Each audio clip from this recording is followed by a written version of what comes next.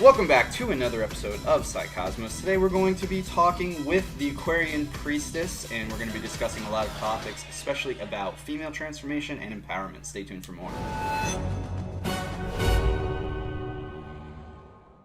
So, Mercedes, why don't you give us a little bit of an introduction about who you are and a little bit about your channel? Sure. Okay. So, yes, my name is Mercedes. I also go by the Aquarian Priestess. I throw this up. This represents the womb, the mother, and also the Trinity, the body, the mind, and spirit. So I always throw that up in my videos, and that's the only thing that I'm meeting and connecting to when I do it, just so that you guys know. Originally I'm from Kentucky in this lifetime, which was an interesting place to grow up. But I'm 28. I've been traveling the world for the last four and a half years, and I'm really coming into my own activation of my purpose here. And I'm a medicine woman, I'm an astrologer, and I see astrology as medicine. I call it star medicine, and I conduct all of my readings, whether that be divination through cards or channeling, as well as my astrology readings through ceremonial rites and rituals.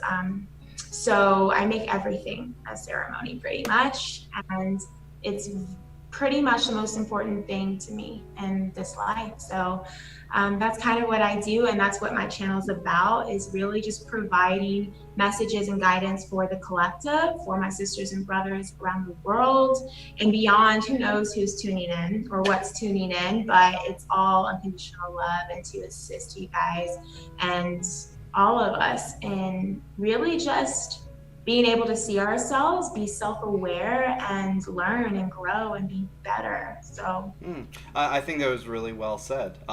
That's a lot of what we do here. I wish I knew actually a little bit more about natural medicines and things like that you know about, because that actually does interest me. I do really like to dabble in astrology myself. I find it to be a science that a lot of people overlook, especially today in the modern age. A lot of people find it, that a lot of people might laugh at it because they'll see, some kind of horoscope websites, or maybe they'll see a lot of very basic introductory things, and most of the time when you get into a topic that is so advanced, such as astrology, which is a science. It's a science of light. It's a science of sound. It's a science of different ways to interpret different things about each individual. But there's so much misinformation about astrology, and using it and practicing it as an actual science. So I love what you just said. It's awesome information.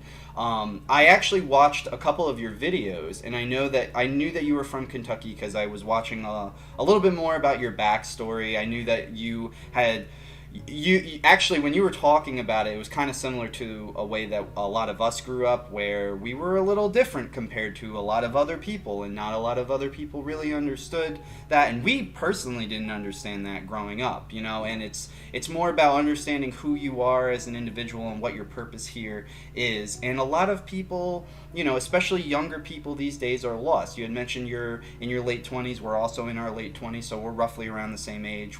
I think we're about a year younger than you.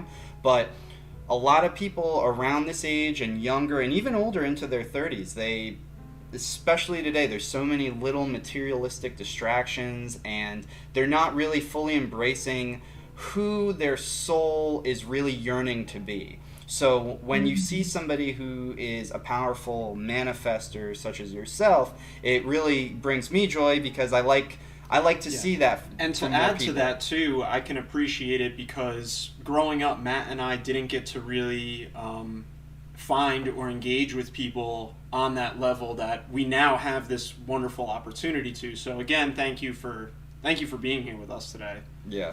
Thank you guys for all the work that you're doing, and the energy and the devotion that you are giving to this channel, and also just bringing these topics to an audience that maybe wouldn't have found it so easily. So that is the blessing in all of this, really, because we're able to connect even though we're apart, and that's beautiful, right? And I would love to ask you a question, Mercedes. What was it that kind of set you on this path to do, your world travels, as you had mentioned, yourself kind of dabbling in medicine, in natural medicine, and on this more spiritual path? Okay, sure, yeah. So I was always pretty much a student of astrology. I knew I was an Aquarius before I knew how to write my name. Right. And that is just my claim to fame, I guess. Because yeah, I'll never forget it. Like my mother would come and pick me up every now and then on weekends from my grandparents' house. My grandmother had, I guess, made some agreement with her over that specific weekend that my mom was supposed to go over writing my name with me. And instead, my mother's a Leo. So she took me to a psychic fair and I learned about the zodiac sign. And it just, whoa, like once I knew I was Aquarius, and I was around five, like for sure. And I just came back home after that weekend telling everyone I'm an Aquarius. And my grandmother was like, okay, but how do you write your name? Did you go with that? I'm like, no. So I've always been a student of astrology. And I guess around 5 years ago, I was living in Los Angeles. I was pursuing acting. I was in the performing arts since I was a child, went to performing arts school, all of that. I always wanted to be an actress because I loved telling stories and being given permission to be deep, right? And to feel everything and to act out as we all really need to, especially in our younger years. And then I was starting to really start investing in webinars, courses for astrology because I was just really consumed by it and inspired by it. And then I started to realize that my fourth house was Sagittarius. And so my home would likely be somewhere far away in a foreign land. And it was always, I was always feeling called to the sacred sites, which now I do work there in ceremonies and my retreats and things. But I had never left the country and I had been pursuing acting my entire life. And so I was just thinking, really feeling called to develop my spirituality, to really attend a yoga training just to understand in a deeper way that wisdom, because no one could really answer my esoteric questions, my multidimensional questions. I didn't want it for a workout. I wanted to know about the chakras. I wanted to know about my energy. I wanted to know about setting intentions and being sovereign in our healing journeys here on earth. And so one of my best friends became a flight attendant after my advice, my suggestion, and she loved it. And I was seeing her traveling, and she invited me to go on a trip with her. So we went to Ireland, which at the time I did not know, but I have strong Celtic ancestors and ties. And so that was the first place I went. And as soon as we went there and touched ground, I was like, oh my God, I can do this anytime by myself. This is totally doable. Yeah. It was just kind of after that gate was opened, I was like already back in LA looking at flights, looking at just dreaming and setting those intentions. And then I thought, I had representation. I was blessed enough I was going on auditions to BET and MTV in Hollywood. And I was just like, you know what, if I don't get this job on this one audition that I had, it was a big audition and I had really prepared, and I've been doing my whole life. Like I said, I was like, if I don't get this audition, I think I'm going to take a break and I'm going to pursue other passions and curiosities. And so I didn't get it. And as hard as it was for me to let go of that part of my identity and that dream, that childhood dream, I was like, acting will always be there. I can always go back. But there's something calling me elsewhere and I really want to go explore that. So then I started backpacking and meeting up with friends in certain countries and doing some other treks alone, meeting people, falling in love, and meeting someone very special to me in the UK. Things didn't work out, and that's what actually spun my medicine. That's what activated my medicine path, because I was looking at that time for something outside of myself that was always inside of me and that needed to be realized and integrated first. So pretty much in a nutshell, that's how that went. Well, that's very inspiring, and I love your story because I recognized a couple of the aspects because I think one of the videos I did see on your channel was talking more about your story, and I love that you had so many elements of spiritual evolution because a lot of the times, as you know, the universe guides us in so many different directions, and sometimes we have to put different parts of ourselves to bed, so to speak, so that we can move forward. And that can sometimes be very difficult, but if you know what you're doing and you trust in yourself and your connection to the universe, then you can go forward in a much more positive way. And I really love what you said. And just to touch on something that you did say, you mentioned that your fourth house is Sagittarius. So for people who are watching at home, generally, basically what that means is that you have 12 houses that are in a natal chart, which is your birth chart, and each house is about 2 hours. So with your fourth house, which is generally ruled by Cancer, which is the sign that is the home, your Sagittarius being in that realm would make you somebody who is really comfortable with traveling, comfortable with kind of going outside of your limits, being really brave in that sense. So actually, I wanted to do a follow-up question. So if your fourth house is Sagittarius, then your ascendant has to be Virgo, Leo, something like that? Yes, sir. It's Virgo. Okay, Mm-hmm. okay. In my natal, yes. And I specialize actually in relocation astrology because I started falling in love with these different places. And at the same time, I was simultaneously studying astrology deeper.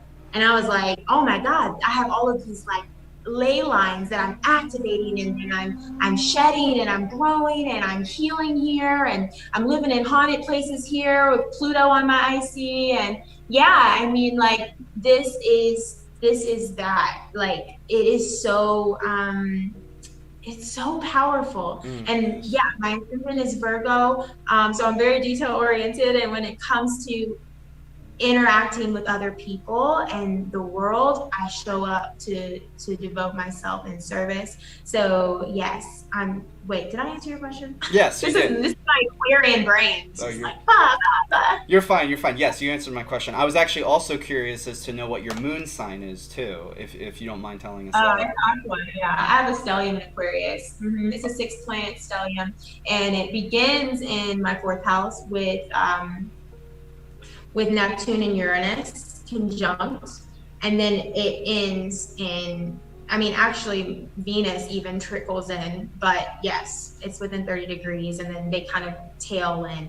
But most of my planets, my sun, my moon, Saturn, and Mercury are in Aquarius. Wow. That's some pretty powerful Aquarian energy. That's why you are the priestess of the Aquarians. That would make a lot of sense.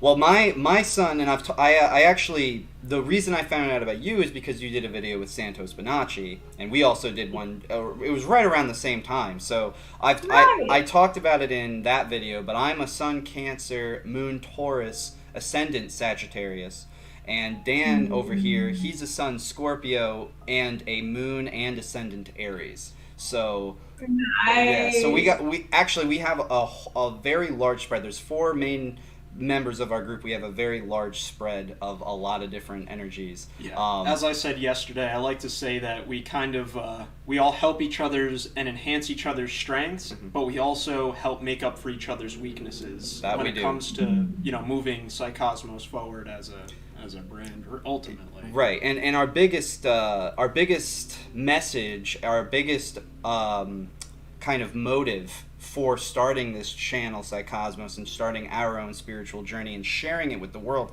is we recognize there's so many people and they have so many problems such as anxiety or depression. They have so many motivational issues. And, just understanding a lot of the mechanics. I mean, you and I can have this type of conversation and we can explain things to each other on a much more complex level that probably the majority of people watching even this video might not understand. It might go right over their head. And that's totally fine. It's a progression for everyone. Everyone's on their own journey. But there's real sciences to things like astrology and natural medicines and not using microwaves where if people just were to interact more with their spiritual side, their soulful side, and kind of tap into those ley lines, as you put it, or tap into the energy that is, swirling around the planet and all throughout the universe, they can actually improve their lives dramatically and also manifest things that they really want to in their life. So beautifully said, beautifully said. I really, really like just your whole outlook, and I like your whole story. I actually, yeah, of course. I would really love to talk more with you specifically because I feel like it's a topic that we really want more information on. I would love to hear more from your perspective on femininity and female transformation, because I know from a lot of the readings that I have done specifically, whether you're reading, really extreme occult topics, or you're reading just metaphysical topics. You could be reading, Manly P. Hall or any of those guys. A lot of the older literature is very male focused because 100%. Right, because a lot of the people who held this information for hundreds, if not thousands of years, were in secret societies more dominated by male figures. So I feel like there's not too much information out there that's really genuine or concrete in the terms of the feminine aspect of transformation. So I would really love an opportunity to talk more with you about that. Because I've done a lot of readings myself, and I know a little bit, but I want to help more female viewers at home. So if you have any tips or if you have any information, I would love to hear it. If you have any talking points.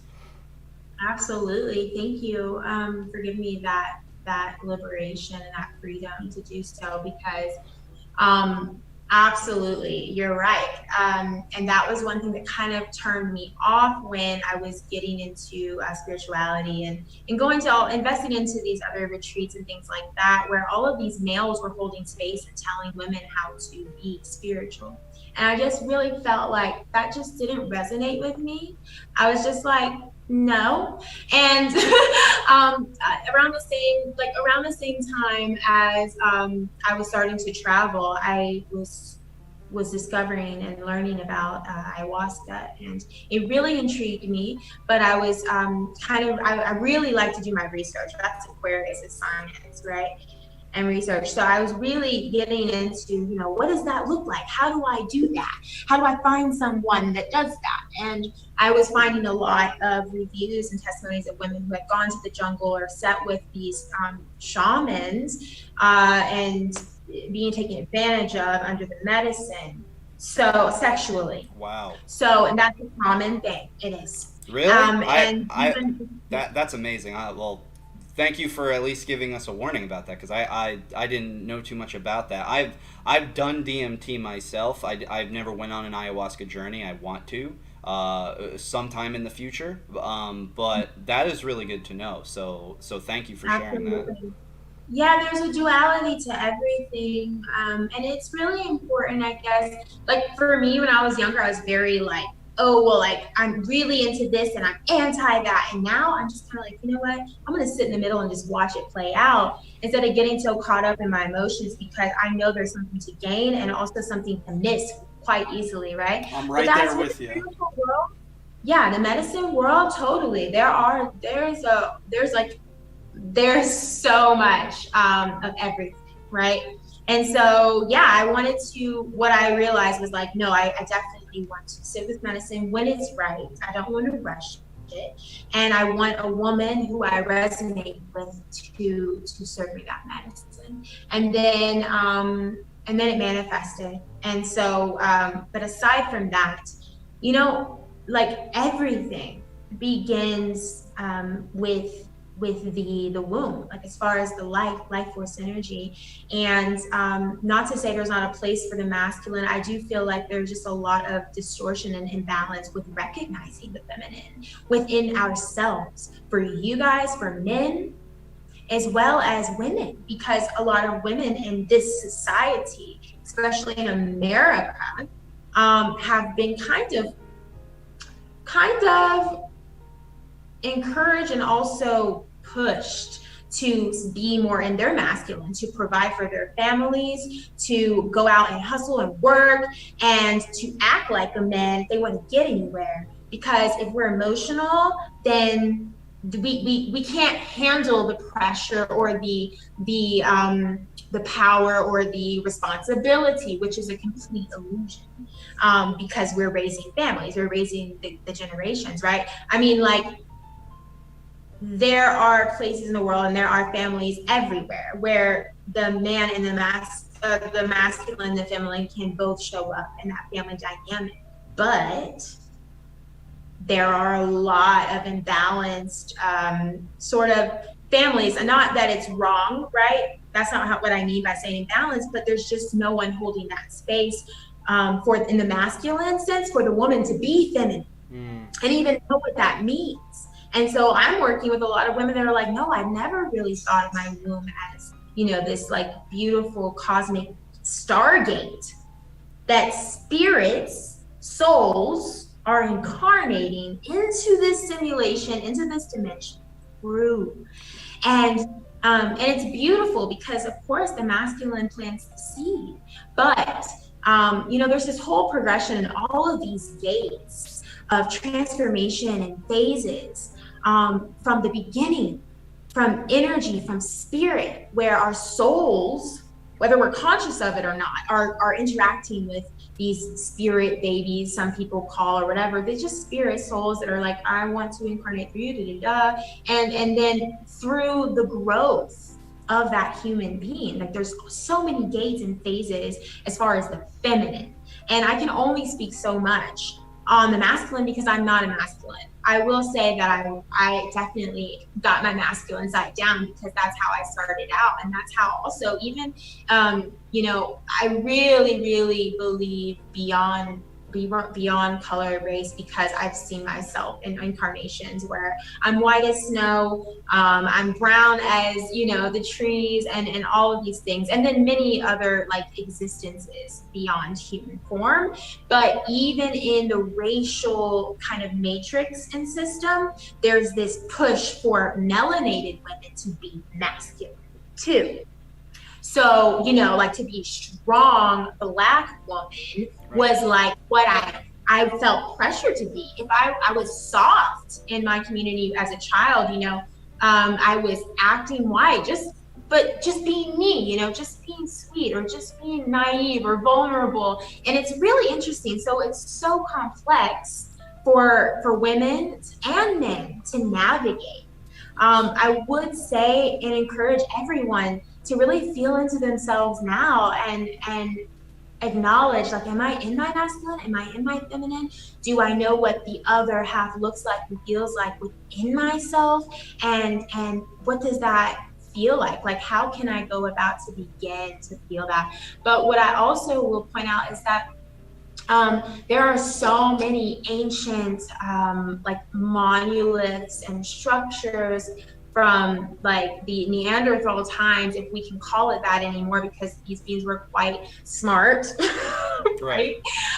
Of like, I can't remember what it's the terminology, but there are like structures around the world, especially in Northern Europe, where there's like these sort of phallic structures built and they're stone, quite close to other stone structures that have a hole, and that was seen as a portal or a gateway, the yoni, but also the feminine and the masculine coming together. So I would say you can't have one without the other, and it's really important that we all explore both. And feminine transformation, I mean, it really, like, the womb to me is like that spacecraft that was, left behind on some planet. And when your up-to-date technology is no longer working, you have to go and find, means of survival, right? But then when you come across this ancient craft and you give it a chance and not judge it, it actually powers up great, and it's technology, right? And that's how I see the womb. I see it as technology, I see it as that Stargate, and I see that I feel that it works both ways. It's like a technology, it's like a radio.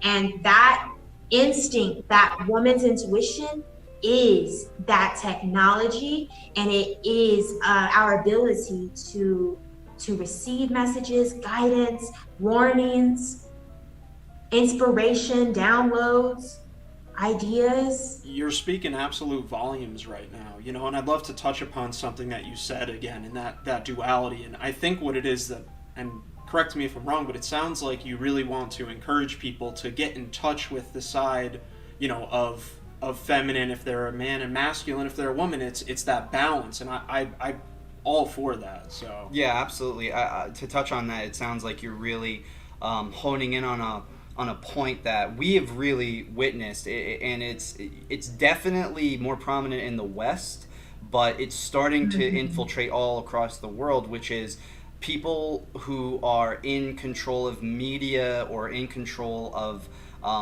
guiding people's thoughts and emotions. They're basically trying to swap genders and confuse a lot of people, and instead of looking within and trying to find that hermetic combination of both the masculine and the feminine, instead of doing that and combining both halves of the brain, they're basically trying to make people pick a side. As you said, they're 100%. They're trying to make African American women be strong, independent Black women, or they're even trying to hyper feminize a lot of men.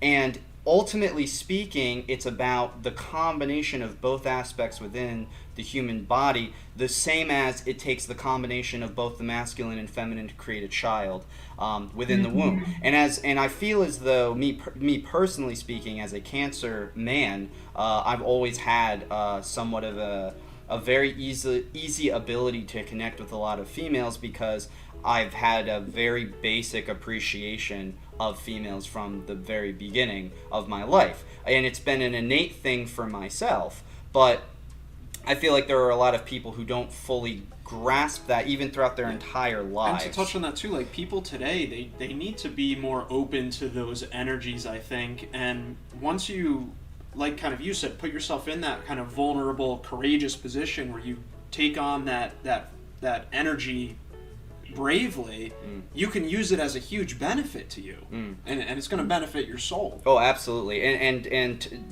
just to keep tacking on things, you've said a lot of wonderful topics about femininity and the strength of women. And from my perspective, as well as my research, women are better at picking up energetic frequencies and vibrations most of the time than men are. And that's just basically a biological fact because of the way that their nervous systems are structured compared to a man's. Because a woman's nervous system within her body, which picks up a lot of different energies, is built more towards, again, like giving birth, but also nurturing and supplying people with emotional stability.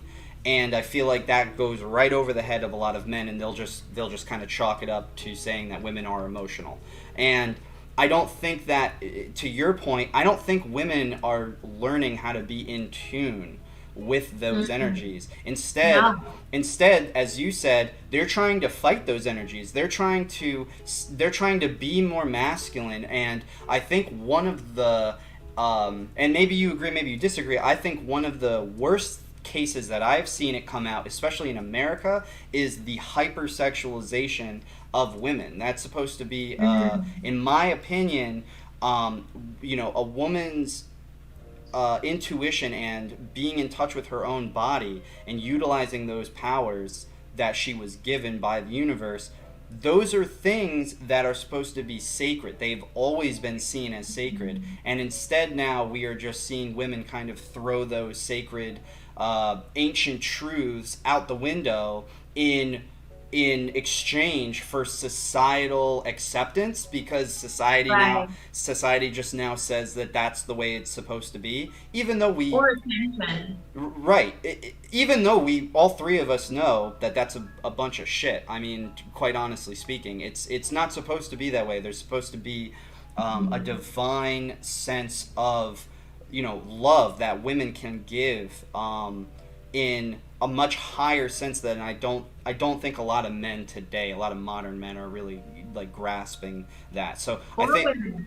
Or women, and you're right. I think from what I mean to say is from the perspective of a lot of modern guys that are growing up in society, I can go to most women today who are either our age, maybe a little younger, maybe a little older, and I can tell them things about the zodiac, and you can just see things like light up in their face as you talk to people about astrology or something like that.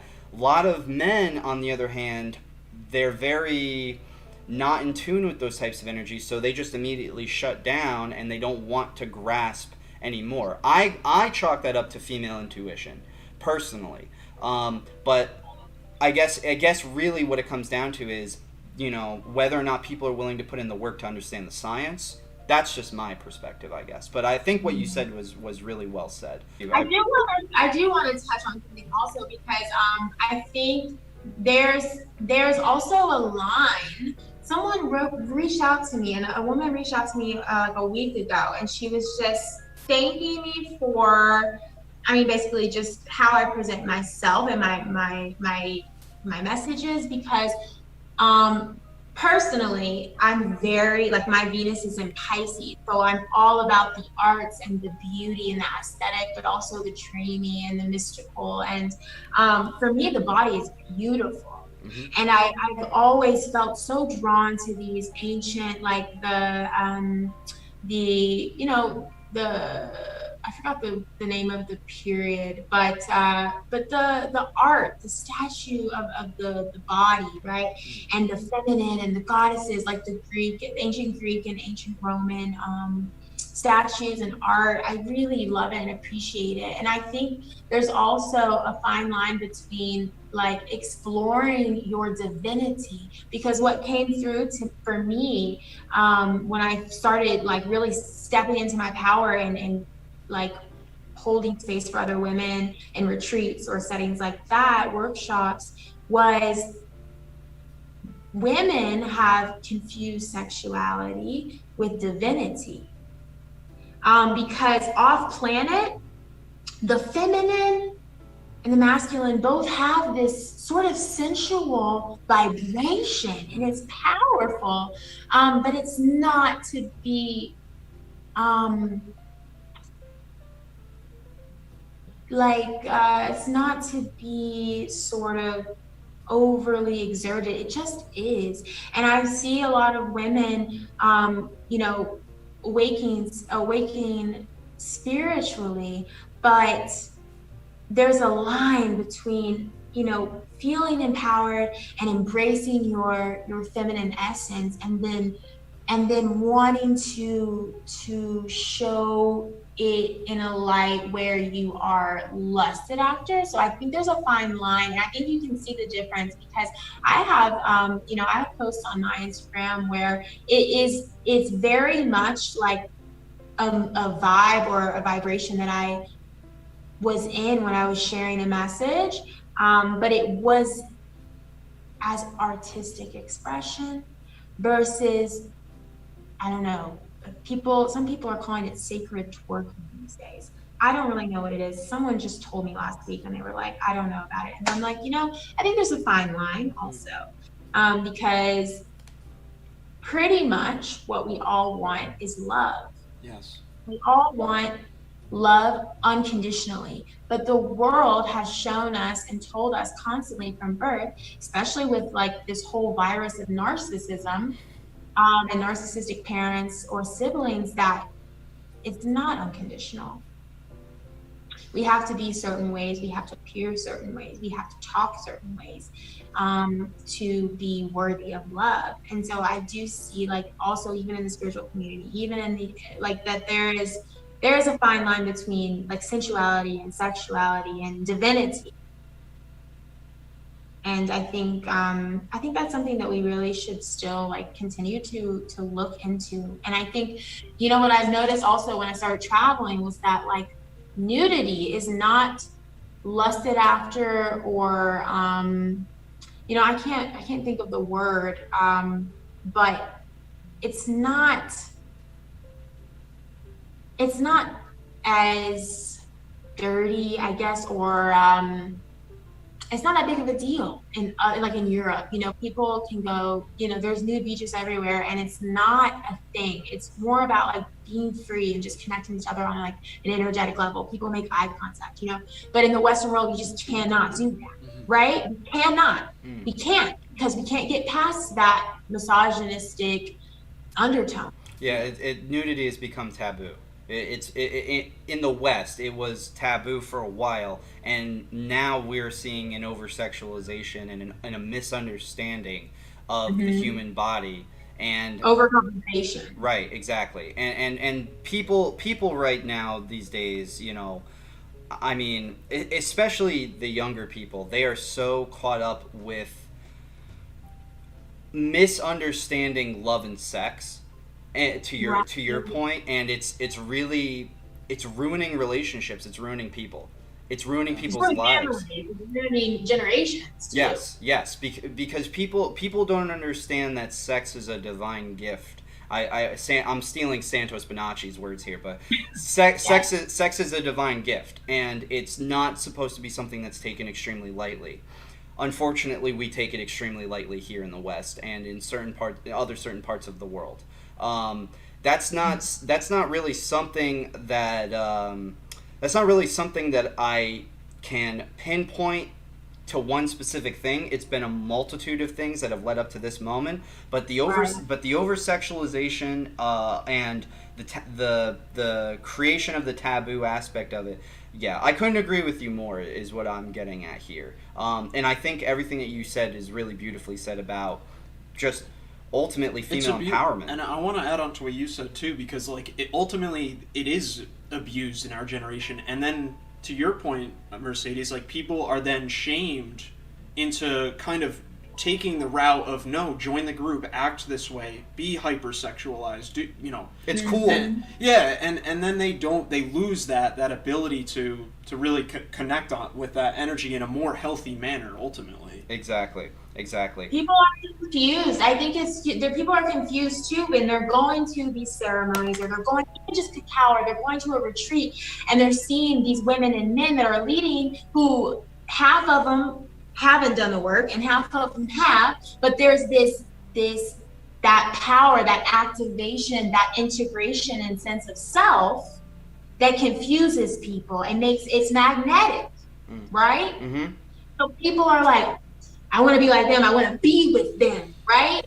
But it's like, well, you don't have to be with them sexually, A, and B, you don't have to be like them in order to know yourself. So people are really confused. I agree completely. And on that point, as we're going along this topic of confusion and topic of like, I guess, gender and spiritual truths, one of the things I wanted to bring up to you, I was curious if you have ever read the works of the Slovakian doctor. His name is Eugene Jonasz. He was the guy who, the name might not be familiar, but he's the guy who basically it's like maybe 40, 50, 60 years ago, it was right around the time that birth control was invented. He discovered that a woman, if she is born on a specific phase of the moon, let's say she's born on a full moon, and this is something I wanted to talk with you about. Let's say a woman is born on the day of a full moon. He discovered that unless the woman syncs up with another woman's cycle, which happens, and if she's not on birth control, or she's not on anything that is regulating her cycle in a different way, 98% of the time, the phase of the moon they were born in is when that woman would ovulate. So he discovered that not only the phase of the moon, I think he calls it something like scientific contraception or something along those lines, or scientific conception. It's one of the other. But basically, this Slovakian doctor, who was a Scorpio, actually, he discovered that women that are born on specific phases of the moon will ovulate on the same phase of the moon that they're born in. He also discovered that Depending on where which zodiacal sign the moon is within, because for people who don't know at home, each zodiac sign, there are 6 feminine and 6 masculine zodiacal signs. So depending on which sign the moon is in, on the day of conception determines the gender of the child most of the time. So he discovered that. So this is like amazing stuff. This is why I wanted to speak with you about this, because it's awesome. I'll send you some more topics on it. But when I learned about this, it was from a book called Moon Power by Lori Reed. So this woman had written this book, and she had added some of this information of the doctor, Mr. Yonash, in her works. And then there was another woman who, in around the 80s and 90s, she was like a gynecologist, OBGYN, what have you, and she started taking the Slovakian guy's work, and she started practicing it, and she discovered that his work was actually accurate, extremely accurate, to the point where she also discovered, on top of that, that men who, on the flip side of it, she discovered that men have the exact same thing. And depending on the sign, the phase of the moon, depending on the phase of the moon that the man is born in, that is when the man will actually produce more sperm. So on the flip side of it, the lunar cycle is 28 days, which is why, roughly speaking, before all of the calendars were changed, a month was one full cycle of 28 to 29 days of a whole entire lunar cycle from full moon to full moon. It was a full cycle. But what they've discovered was that depending on which day, you could go and add 14 days. And if you added the 14 days, that is when the woman will have her period. So, for example, because I know I'm getting confusing at this point because it's a lot of information. So if a woman's born on a full moon, then every full moon, so long as she's not on birth control or something that regulates her cycle, or if she's not synced up with other women, which happens generally 10 to 15% of the time, is what he discovered. He discovered women, 85 to 90% of the time are on their own cycle, but sometimes they can be on other people's cycles. They can even sync up with a man. If they live with a man, it can even be deterred by a couple of days. But if a woman's born on a full moon, then she will ovulate on a full moon, every full moon, and she will also have her period on a new moon, which is 14 days after the full moon. It's halfway through the cycle. So very, very interesting information that I wanted to see if you knew anything about, or if you wanted to touch on that, because it blew my mind when I learned about it. And then so just to preface this, because I'm not trying to throw misinformation out there. My girlfriend specifically, I sat with her, and she has her Flow app that tracks her cycles. So so when I learned this, I got really excited. I said, okay, I want you to open that app. And she said, okay. So she opens the app. And so I took her birthday. I figured out what phase of the moon she was born in. And then I went and I looked. And for the next 12 months, I was able to accurately predict every day she was going to ovulate solely by knowing the phases of the moon. And I got it 12 out of 12 times. I was right on the money all 12 times. We did it for a whole year. And according to her app, and so I asked her, did the app ask for your birthday when you signed up? And she said, yeah. And I'm like, I bet you that's how that app determines that. Because it, and then when you Google this guy, his name is Eugene Yonash. When you Google him, you don't find anything. You will find nothing on this guy. He's got all these books. Amazon has one copy. It's in crap condition. It's $100, and you can't buy the book anywhere else. And all these forums of, I don't know, just people who don't believe any of this stuff at all. They're just basically ragging on the guy. But there's so much information that he has out there. And then there were so many specifically females who were doctors who took his work and said, no, this guy is onto something. He knows his shit. This guy knows what he's talking about. So I found it really, really interesting. I wanted to bring it to your attention. I can send you more info on it, but you can actually, whether people want to believe it or not is irrelevant to me, because I actually, my cousin recently told me she was pregnant about 2 weeks ago. So I asked her, when's the due date, and I have her birthday. So I was doing some calculations, and I said, did you conceive around Christmas? And she said it was the day after Christmas. And I said, okay, you're going to have a boy. Based off of this guy's work, the moon was in Gemini, which is a masculine sign, you're going to have a boy. Based off of this guy's work. So I'm looking forward to seeing what happens there, because the expected due date is in September. So I wanted to get, kind of, if you know anything that's kind of cool like that, I wanted to share that with you and see what you had to say about that. Dude, this honestly is why it's so important for us to communicate and to find, even with people who, I drove, actually, when I was an actor in LA, I drove Uber for 4 years, and I would pick up all types of people. And being an Aquarius, of course, I was interested in all of them. I wanted to learn as much as I could, and even that short ride. And even with people who you feel like you would have nothing in common with, it's really important for us to speak and try and not judge each other and just allow things to happen synchronistically. Because no, I did not.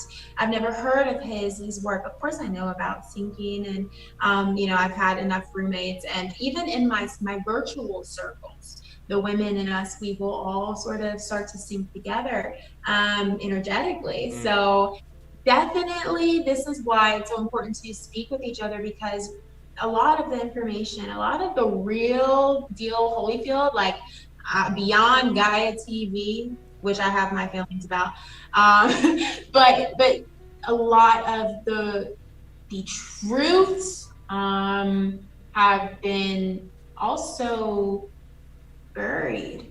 So when I had a mystery school for 6 months, and it was a 6-month mystery school intensive, and I would have articles and readings, because I tried to always provide reading for free for them, and then I would go back to find those bookmarks and things to when it was time to send into, and some of them would be disappeared. That just happened. So that's why it's so important for us to speak on what we discover, and also that is also the point of us having this divine connection with the whole, so that we can retrieve information that we can't find in the physical anymore.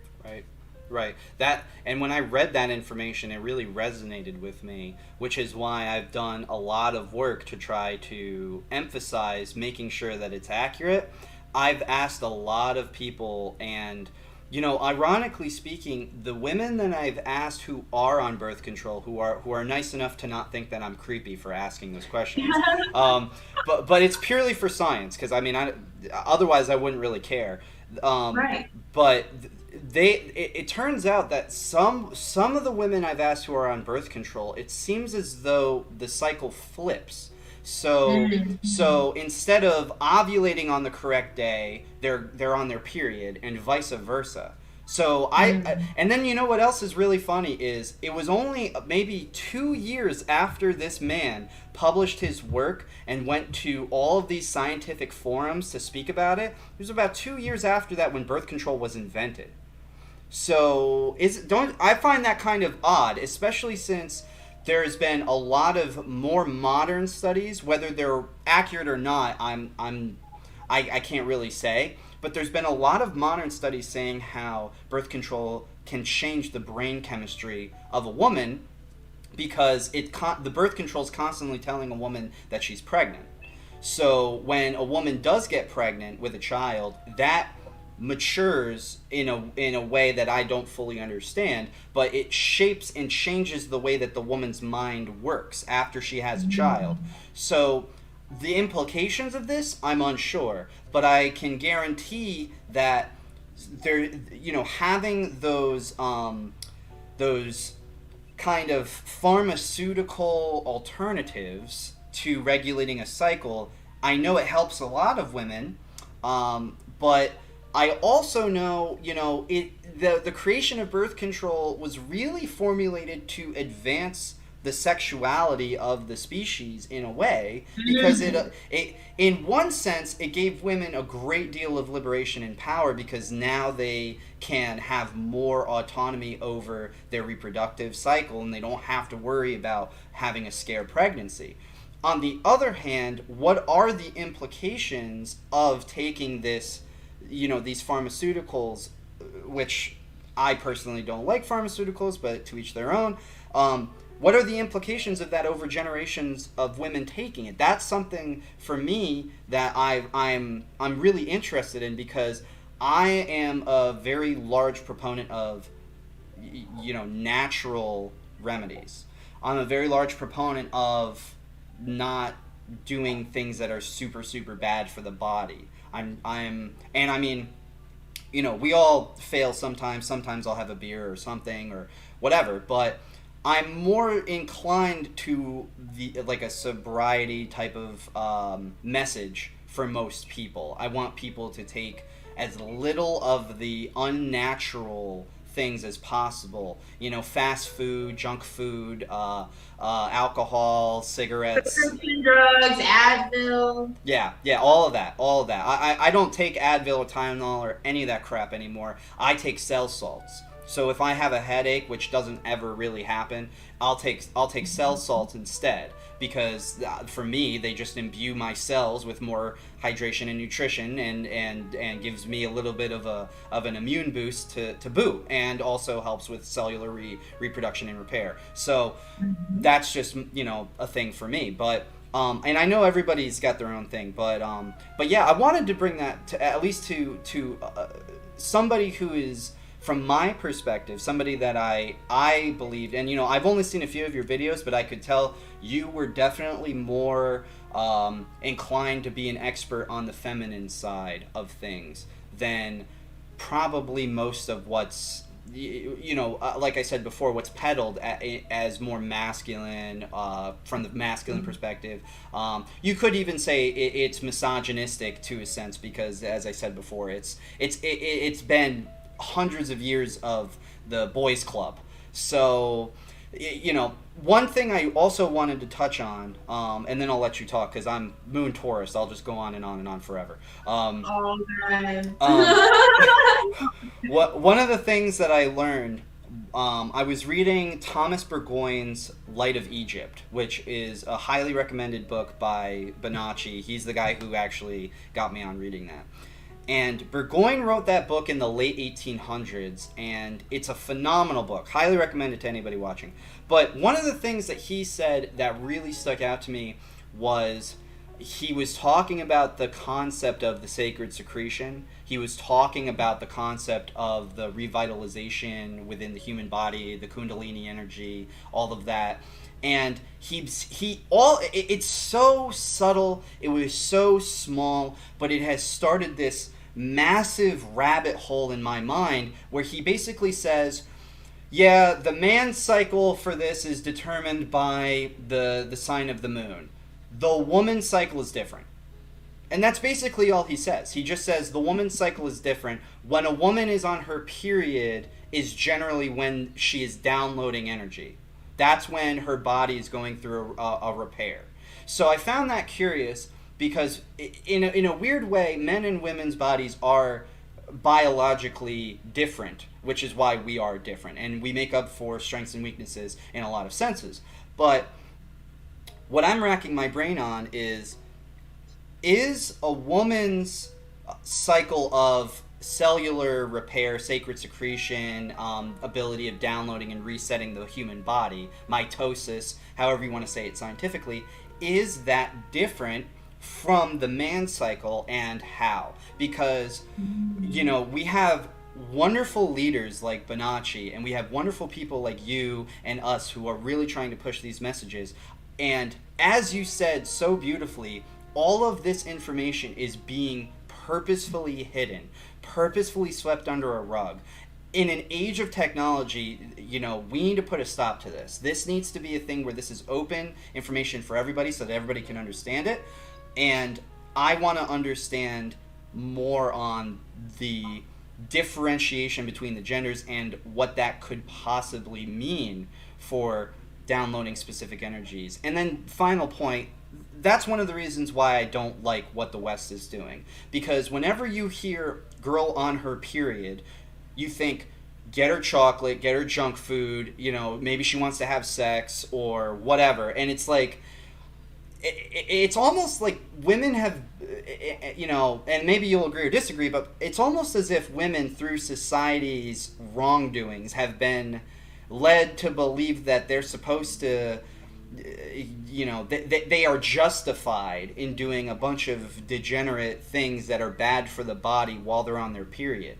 So I've learned from my studies that society is wrong most of the time. So it would make sense to me that that's kind of a psychological operation to get women to ruin their bodies during the most vulnerable part of the month for them.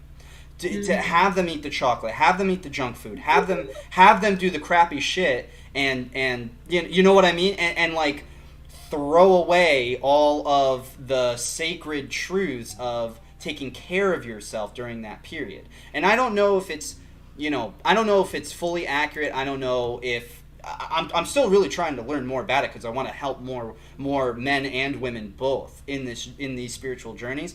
But I wanted to know if you knew anything, I guess, about that. Well, or anything you wanted to add. I think that you're like, I really appreciate and love your expression and your thought and energy that you put into it, because it shows how much you care to understand. Thank you. And for me, especially, just, I mean, the feminine is ruled by Venus, right? We're linked to that, and the pleasures. Venus is pleasures, Venus is luxuries. And so I am all about like totally spoiling myself when I am menstruating. So, you know, that is really the only time of the month when I crave chocolate, and I allow myself to have it, and I don't shame myself.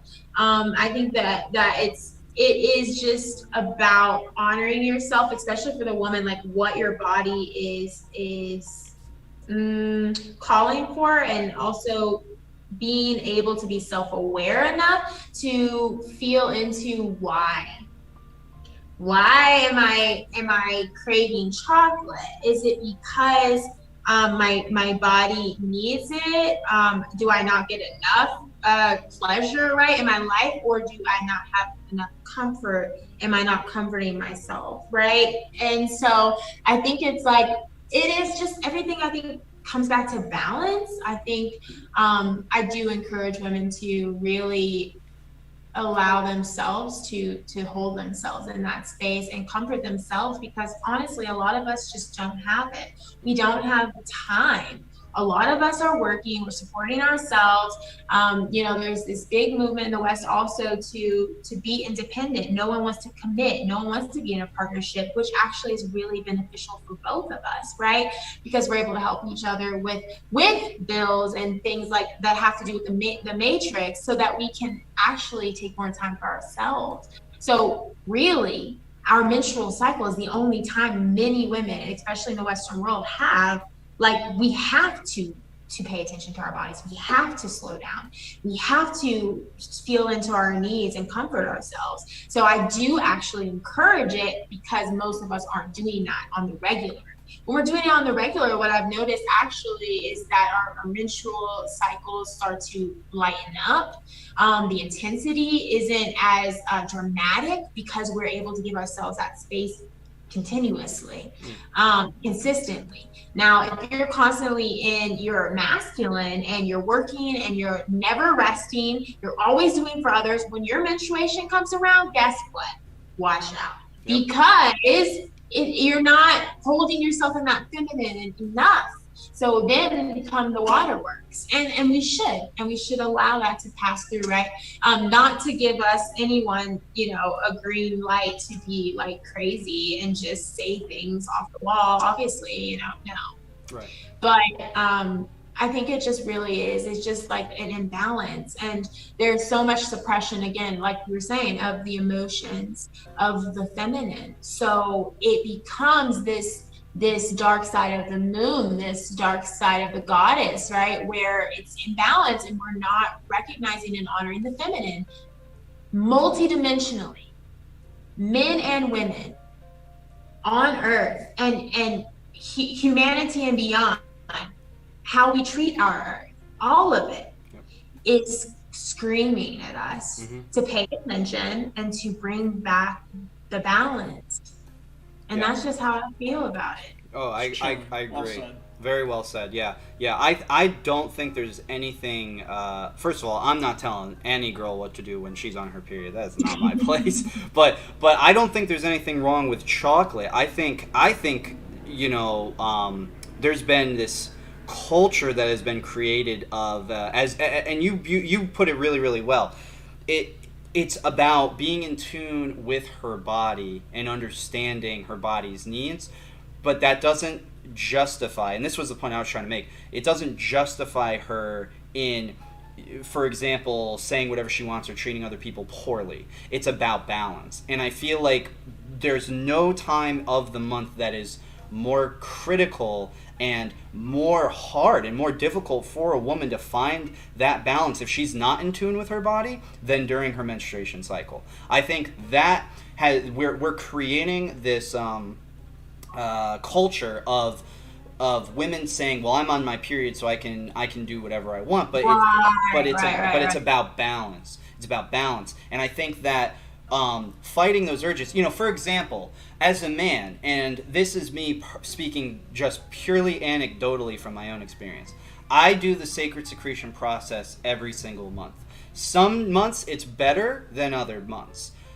I feel like that's the closest thing I'll have to a period, because and this is just me, I will sit there for 25 days out of the month and I will not crave alcohol, I won't crave sex, I won't crave fast food. I have my body under really, really good lockdown and control.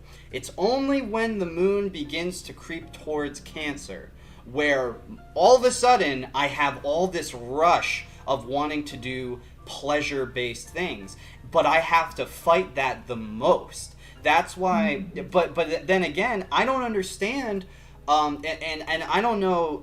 I wish that there was more literature on it, but I'm searching, but I'm sometimes I come to dead ends here. I don't understand the differentiation between these cycles within each person. Not to mention the fact that it's also based on things like your birthday and your natal, but just understanding more about the things that we share. Like, I don't think most men know that they have a period. I personally believe it. I believe that the sacred secretion is in and of itself a period cycle for men. I could be wrong. That could just be my opinion completely. I'm not saying that's a fact.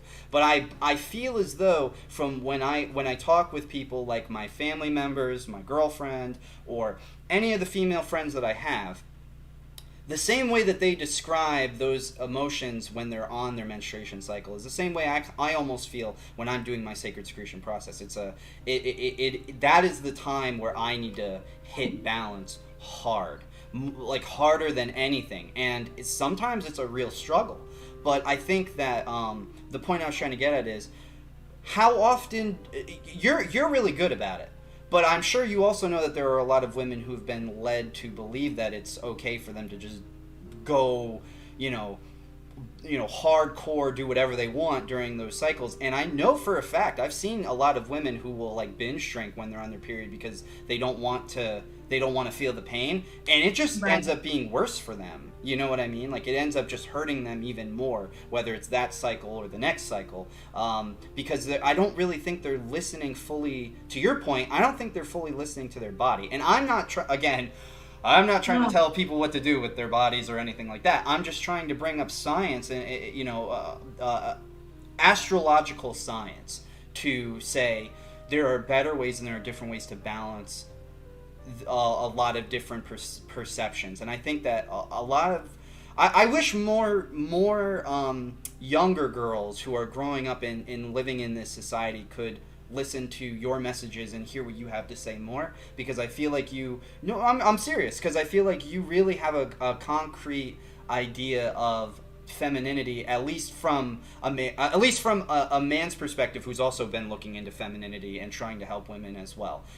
Which, trying to understand, right? Yeah, really, because there's not a lot of, I mean, to be fair, there's not a lot of guys who are really trying to bridge the gap. I feel like there are more women who try to understand a man's perspective because there are more things that are driven by men in this society than there are men trying to understand women's perspectives. Yeah, exactly. They don't have to, so why would they? But at the same and time, that also is that's twofold. Right. The women allowing men to treat them that way, and the women not honoring their bodies when they're not feeling a guy when they're younger. They're not feeling it, but they're doing things that they aren't feeling aligned with. It's twofold too, I do believe. Yes, and I don't think a lot of, I don't think a lot of men are really trying to be in tune with their emotions, and yet you have OnlyFans, and you have all of these simp cultures now that are popping up of men who are just like willing to throw egregious amount of money just so they can see naked photos of women. To me, it's like, there's such a huge disconnect between so many men who are lonely, but they're lonely because they're completely rejecting things that are naturally feminine. I'm sorry. I never fully, one of the things that I feel personally in my life is I've never fully understood the super loneliness of a lot of guys that a lot of men feel, because I've naturally been pretty level with a lot of women that I speak with, because I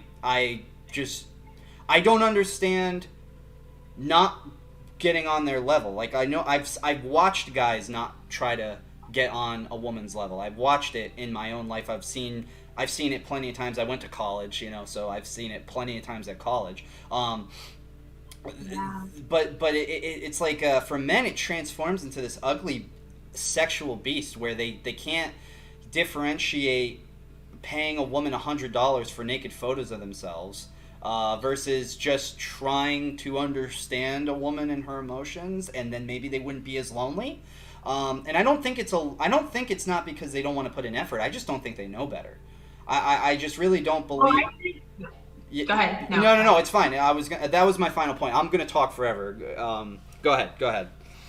Well, I'm saying, okay, so there's a few things that are really like, I gotta talk about that. So, number one, a lot of these men, and it happens with women too, don't get me wrong, but because of the culture and this programming, a lot of men, it becomes bigger than them, and they get out of control because there are beings and entities like across dimensions, not just in human form. We know this, right? Because where did we come from? The soul is eternal, and everything else is an illusion, right? Mm-hmm. But there are these beings and entities that feed off of sexual energy. And so they're driving these men to spend all of this money, and they don't have any energy. And then also, that's why it's also really important to really know someone before you have sex with them, because you're also taking on their demons, like 100%. You're taking on their karma, you're taking on their DNA. And that stuff is suppressed scientifically. And then speaking on scientifically, you were saying you didn't really understand the difference or how we sync up and things like that. And I think that's because, or not, I'm not diagnosing or anything like that, but what I hear is like science, and science and spirituality have been separated, but they're actually, they are one and the same, and they complement each other, and you can't have one without the other, or you can't, that's why we're in a world of half truths. Yep. It's like we watch guy on TV and be like, yeah, some of that resonates, and some of that shit is like, no. Yeah. And also, no. I'm not gonna go on that. Yeah. On that. Yes. But then I think that's just the world is very much science driven, and everyone wants to cast out the spiritual, but any real scientist. And I actually had a workshop on dreams, and I was talking to one of my sisters in LA.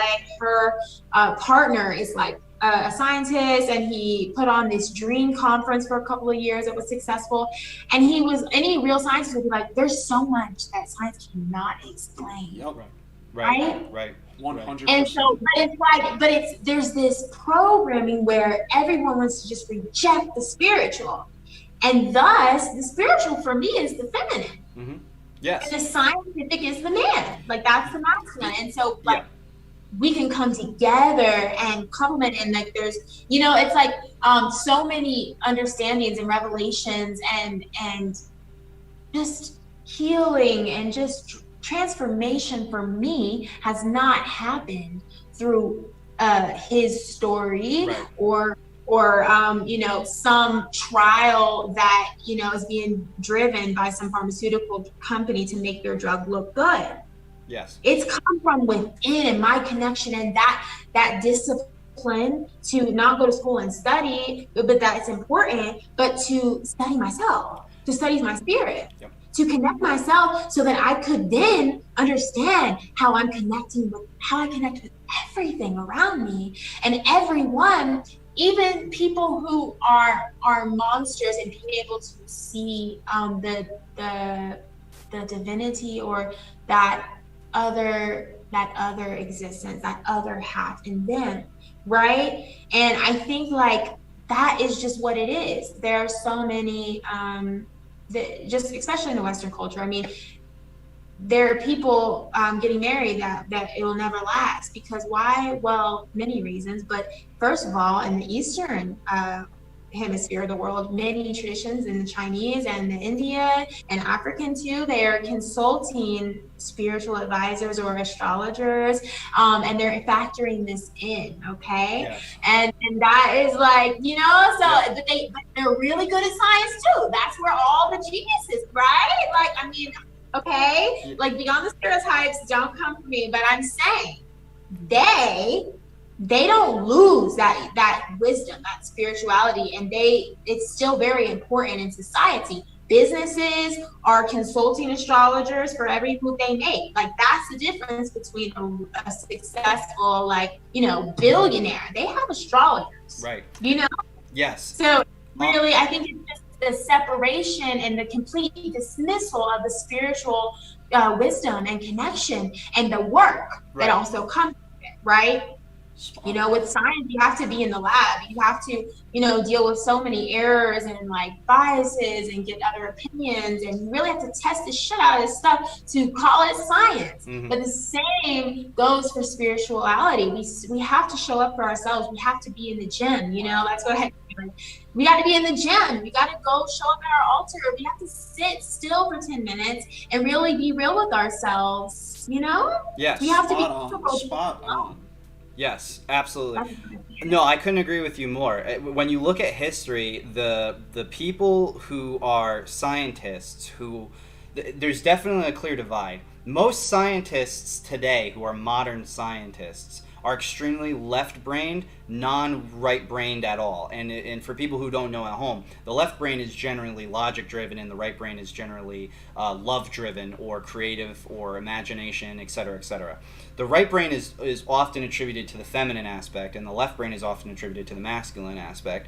And a lot of the greatest scientists ever, including Dr. Jonash, including Nikola Tesla, they were metaphysicists. They were metaphysical scientists. They were not straight, clear-cut, you know, Mr. Tony Fauci, you know, everybody put your mask on and slave society. They weren't like that. Like, the smartest men...